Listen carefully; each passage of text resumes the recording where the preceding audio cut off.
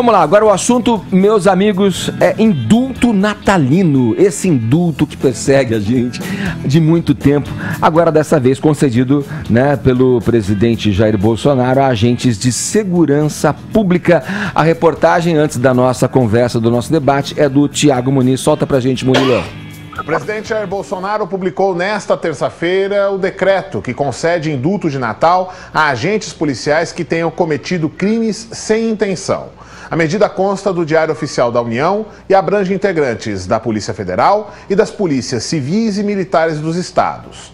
Também vão receber o benefício os profissionais que tenham atuado no período de folga com o objetivo de eliminar risco para si ou para outras pessoas.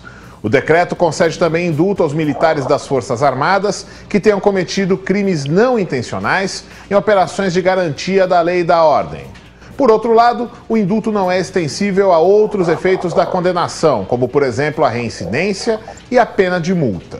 O texto exclui do âmbito da medida uma série de crimes considerados graves. Entram nessa categoria crimes hediondos, tortura, crimes relacionados com organizações criminosas, terrorismo, tráfico de drogas, pedofilia e corrupção. Além dos agentes de segurança, o indulto também beneficia detentos com problemas graves de saúde, como câncer, doenças raras ou AIDS. Presos que tenham se tornado deficientes físicos após os crimes também são contemplados. A concessão de indultos é uma prerrogativa prevista na Constituição ao presidente da República.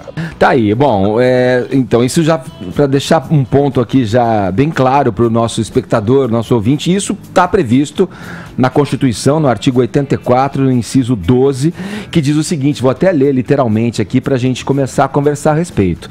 Entre todos os incisos, esse de número 12, é conceder indulto e comutar penas com audiência, se necessário, dos órgãos instituídos em lei. Então, o presidente tem essa prerrogativa, né, imperial de por decreto, decidir isso. A questão, eu acho, que entra aqui como o centro da nossa discussão é porque ela vem em cima de uma categoria específica, né? De uma ideia específica. De uma ideia específica, porque o Jair Bolsonaro foi um político que durante a sua trajetória toda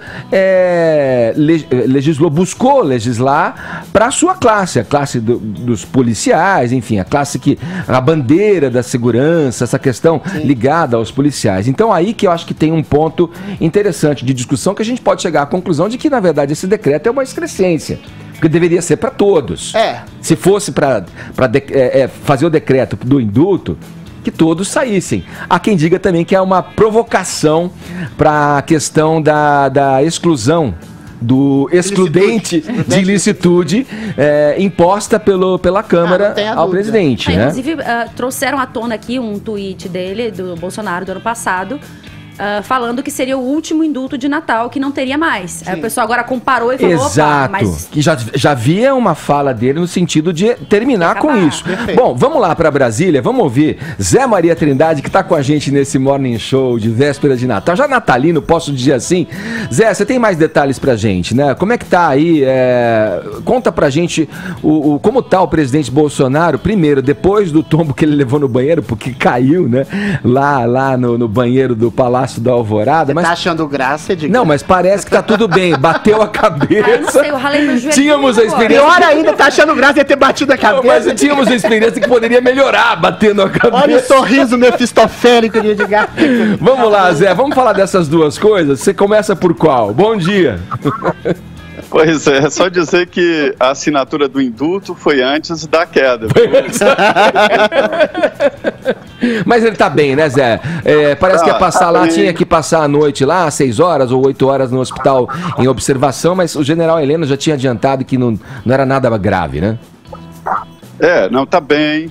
Chegou agora pela manhã no Palácio da Alvorada. O Palácio da Alvorada é a residência oficial, né? Tá em família.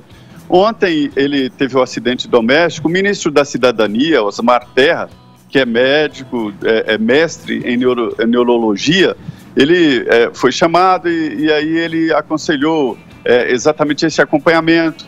Houve exames, né, de tomografia computadorizada e o laudo não apresentou nenhuma alteração mas mesmo assim o presidente ficou sob observação. É uma praxe nesse tipo de acidente quando se bate a cabeça, né? E agora pela manhã o comboio voltou ao Palácio da Alvorada e o presidente está em repouso. E ontem, antes desse acidente, o presidente se reuniu com o presidente da Câmara e tal, e com assessores para definir esse texto do indulto. Sempre, Edgar, quando se publica esse indulto, há um grande debate sobre a origem do indulto, se ele é ou não eficaz, né? E o que a gente sabe é o seguinte: as constituições dos Estados Unidos, da França, da Espanha, da Inglaterra e do Brasil prevêem o indulto. Isso é um resto lá da monarquia absolutista, exatamente, né? É quando a gente vê exatamente que os reis tinham esse direito de vida e morte. E eu fui encontrar, inclusive, na Bíblia, um exemplo de indulto.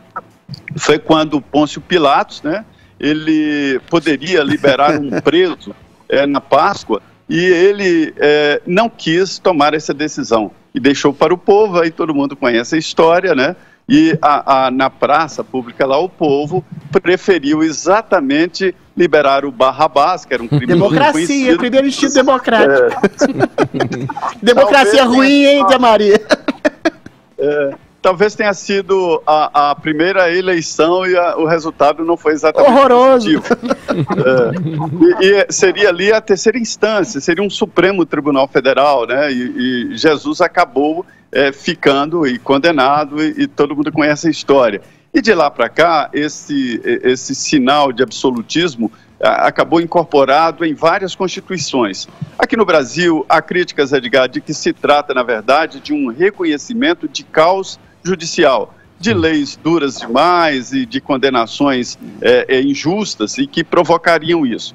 O indulto do presidente Jair Bolsonaro é o primeiro dele. Ele disse que não assinaria o indulto com a sua caneta azul, mas o fato é o seguinte: esse indulto traz essa novidade, mas outros, desde a Dilma, vêm com novidades que beneficiaram condenados do Mensalão e depois condenados da Lava Jato, José Disseu, Valdemar Costa Neto, exato, João Paulo Cunha e vários outros. Mas o espírito do indulto, ele é humanitário, né? Ele seria exatamente para conceder esta graça a presos que estão em situação muito difícil, difícil fisicamente, que já não oferecem risco à sociedade. Dizem que seria também uma política penitenciária, porque é mais simples, mais fácil, mais barato abrir vagas antigas do que criar novas vagas através de construção de novos presídios. O certo é que essa é a história do indulto. O presidente poderia, a Constituição dá ao presidente esta competência, mas também a possibilidade de delegar. Ele poderia delegar ao ministro Sérgio Moro ou ao próprio poder, ao Ministério Público, né, Procuradoria-Geral da União, de fazer, escrever o indulto. Ele poderia, mas não, ele mesmo se reuniu. E o indulto, ele prevê o perdão para presos que tenham doenças graves como câncer, AIDS, né, ou que tenham ficado com problemas depois do crime, por exemplo, deficientes depois do crime. Sim. E é essa a ideia. E aí agora a novidade é que ele incluiu uma categoria que ele vem defendendo, que são militares, né, das Forças Armadas e policiais militares, que cometeram ali crimes sem intenção, né, no exercício da função. É um tipo de excludente de ilicitude, sim, que o presidente inclui nesse indulto. Aí a gente vai ver as repercussões agora, para a justiça definir se o presidente pode ou não indultar ao ponto de parecer ali uma mudança no Código Penal. O Adriles estava falando um negócio interessante quando a gente conversava aqui fora do ar, Adriles. Sabíamos já dessa pauta, você falou, né? Cada um vai lá puxar a sua sardinha, né? Ele lembrou que o Temer, por exemplo, concedeu um indulto para os crimes de colarinho branco. Tá antecipando meu comentário. Não, vai lá, avança. O princípio fazer só um parênteses aqui, rapidinho. Eu só quero fazer um adendo. A diferença que muita gente não sabe é do indulto do saidão. né, que o saidão, aquela saída que os presos têm em alguns feriados, assim, né, como Natal, Dia das Mães. Por exemplo, a Suzane Richthofen matou a martelada a mãe e saiu no Dia dos Pais. E voltou, né? O indulto é o perdão mesmo. O preso sai. O indulto de Natal é o perdão absoluto, a comutação completa da pena. O que eu acho é o seguinte: primeiro, dizer que o indulto de Natal é uma excrescência, sobretudo como ele é feito no país, né? Você transfere ao presidente a categoria de um imperador parcimonioso, como bem disse o Zé Maria, um Pôncio Pilatos, que coloca para si a atividade de perdoar alguém por um crime que... Olha, um crime em que seja passível a punição pelo crime não exclui exatamente o perdão, mas a punição deve ser feita para a reeducação, inclusive, do próprio criminoso. Segundo ponto é esse, exatamente, que o Edgar me adiantou. Eu acho que se estabelece, ainda que seja uma coisa funcional, cada um com o seu nicho, o nicho do Bolsonaro, primeiro é a defesa de um princípio que ele tem em relação ao excludente de ilicitude e a legítima defesa do policial que age sob forte emoção e acaba ferindo ou até matando um oponente no exercício de seu dever. Claro, a gente não é ingênuo de achar que entre esses que foram condenados por uma coisa não culposa, por um crime não culposo, por um crime doloso, há exceções de pessoas que se utilizam dessa artimanha de um crime sem intenção para matar alguém. Mas é muito mais salutar estabelecer esse perdão a policiais que tenham cometido algum excesso sem intenção de matar ou ferir alguém, do que eventualmente, já que a gente falou de cada qual fica na sua circunstância, do que o Michel Temer, que a Dilma Rousseff, que tentaram conceder, ou seja, concederam indultos a crimes de colarinho branco, de peculato, ou seja, os deles realmente tinham a intenção de roubar, de usurpar exatamente o erário público, o dinheiro das finanças. O Bolsonaro está sendo muito mais misericordioso nesse sentido. Até porque, para conceder o indulto, a pessoa tem que ter cumprido 1/6 da pena, Edgar. E um policial, geralmente, que tem parcos recursos, quando vai continuar na prisão, continua na miséria. Ou quando vai para sua casa, continua sendo pobre. Já esse corrupto que foi indultado, depois de 1/6 da pena, vai cumprir a sua prisão domiciliar em palácios nababescos, como é o caso de Paulo Maluf e tantos outros corruptos indultados quase. Fala, Cris. Não, só para lembrar aqui o que o Zé Maria falou, presume-se, né, que essas pessoas que têm indulto, elas não vão praticar nenhum tipo de crime mais, elas não têm condições físicas ou, de repente, já cumpriram bastante parte da pena e tal. O que é ridículo a questão do Temer ter liberado o colarinho branco, exatamente, né? Que são pessoas que estão... sórdido. Né? Você pega um Dirceu da vida maravilhoso ali com a saúde muito melhor que a minha, e aí continuam com seus crimes, né? Então eu acho... é mais um princípio da excrescência. Seria exatamente uma percepção de misericórdia, como o Zé Maria falou, em relação a pessoas que não têm condições físicas, mas de se manterem presos. Quando você indulta um corrupto, graúdo, de alta periculosidade, de roubo, aí você deturpa completamente o conceito de indulto e vira uma coisa canalha. Poderia não oferecer indulto para ninguém.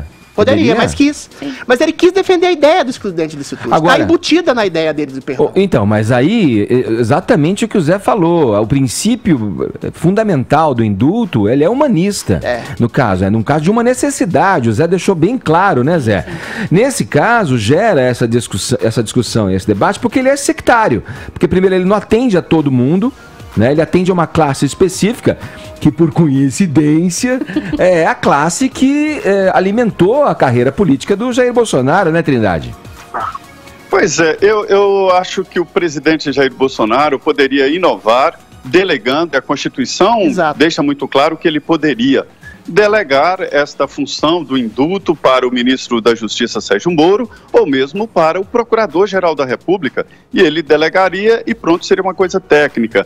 O que fica muito implícito nesse debate, e existem estudos profundos sobre essa situação, é de que o indulto, como ele é elaborado, ele não mais cabe na situação atual e muito menos com a democracia, que prima pelo Estado de Direito e pelo devido processo legal. Sim. E ele fica como essa coisa esquisita, né? De um poder soberano, de um presidente da República, né? E mais, o debate sobre se isso seria, e é um debate forte, né? Uma cláusula pétrea da Constituição. Se seria um direito individual, uma garantia constitucional. Então, até isso existe esse debate sobre indulto. Eu acho que o presidente poderia se sair muito bem se tivesse delegado esse direito ao indulto ao Procurador-Geral da República e pronto. Aí o debate seria muito menor, mas eu te asseguro que sempre haveria sim o debate. Valeu, Zé, obrigado pelas informações, pelo bate-papo. Feliz Natal, meu camarada. Tudo de bom pra você, obrigado pela conversa, Zé, abração. Indulto por trabalho excessivo. Obrigado, Feliz Natal a todos. Estamos chegando aí ao final do ano, né? Passou rápido. Voou, Zé, voou. Valeu, Zé.